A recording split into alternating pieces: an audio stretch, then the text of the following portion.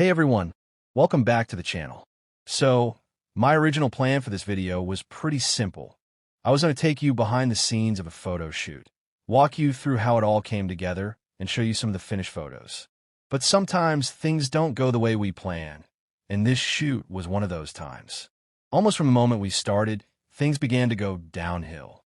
And instead of the behind-the-scenes video I originally had in mind, I realized this was actually the perfect opportunity to talk about something every photographer faces sooner or later. What to do when a photo shoot doesn't go the way you imagined.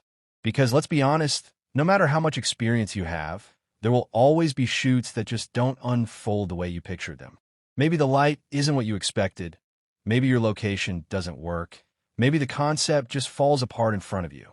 It happens to all of us. But how you handle those moments can make the difference between a wasted day and a shoot you're still proud of. Before we get into how I handled this particular shoot, let's talk about what I try to do before I ever arrive on set. I'm a big believer in planning. Not just planning a shoot, but planning for multiple possibilities. When I think about a session, I don't just think about the perfect version in my head. I also think about the backup plans. What will I do if the light is too harsh? What if it's cloudy and flat? What if the location is busier than I thought? What if the poses I had in mind don't work in real life? Having those backup ideas gives me something to fall back on when the unexpected happens. And it almost always does. That preparation lets me feel more confident and calm when things don't go as planned. Instead of panicking, I can pivot. For this shoot, we were out in the mountains. The idea was to capture some beautiful backlit shots with the sun behind the subject, using a white reflector to bounce some soft light back in.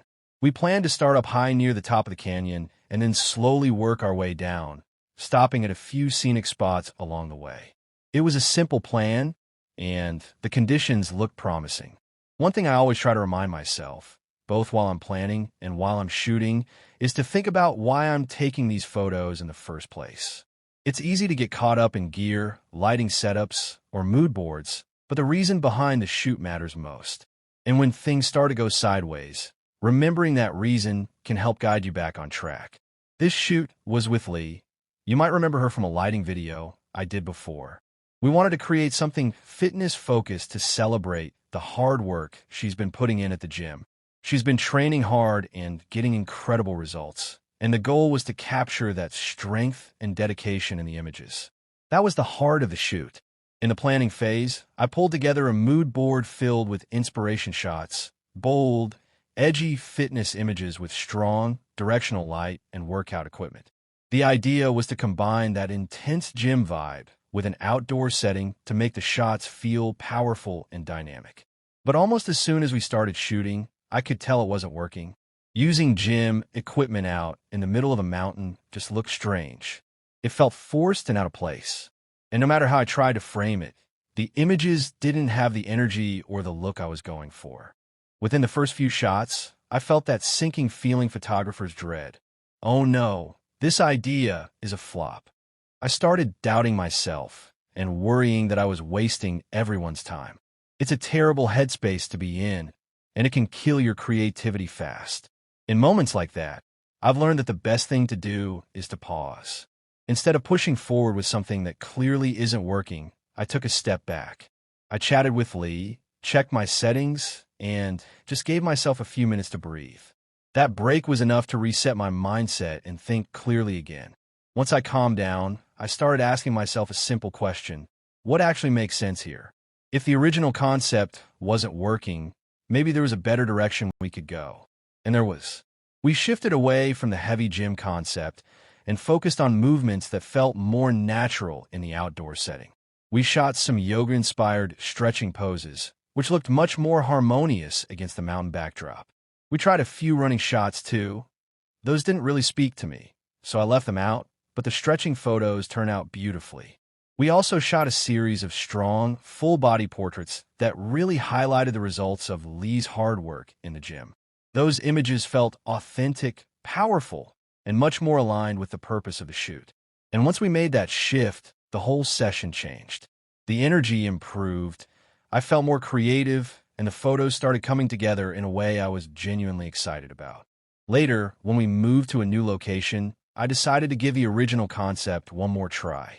We brought out the equipment again to see if we could make it work. But honestly, it still felt forced.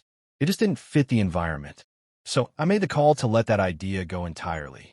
And that's something I think every photographer needs to hear. It's okay to abandon an idea, even if you spend hours planning it, even if it looked great in your head. Creativity isn't about rigidly sticking to a plan. It's about responding to what's actually in front of you and finding new ways to make something beautiful. Once I let go of the original concept, we focused on more casual, natural portraits. Those shots turned out to be some of my favorites from the entire day. And they never would have happened if I had stubbornly tried to force the original plan to work. That's really the heart of what I want to share with you today.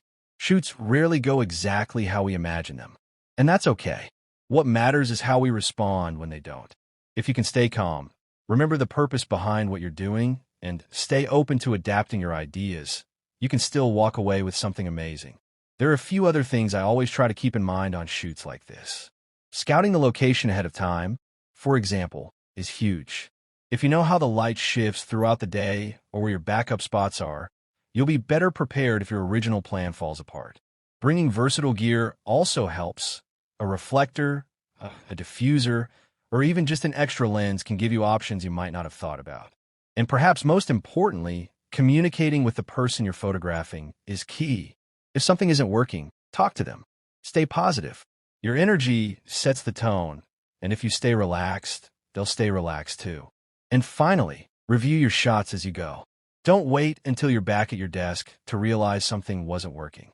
Looking at what you've captured in the moment gives you a chance to pivot and try something new before it's too late.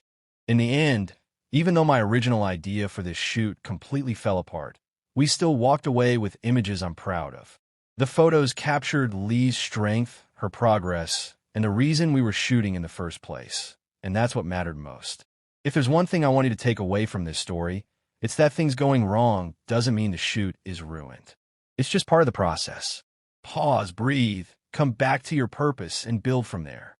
Sometimes, those unexpected turns lead you to create something even better than you planned.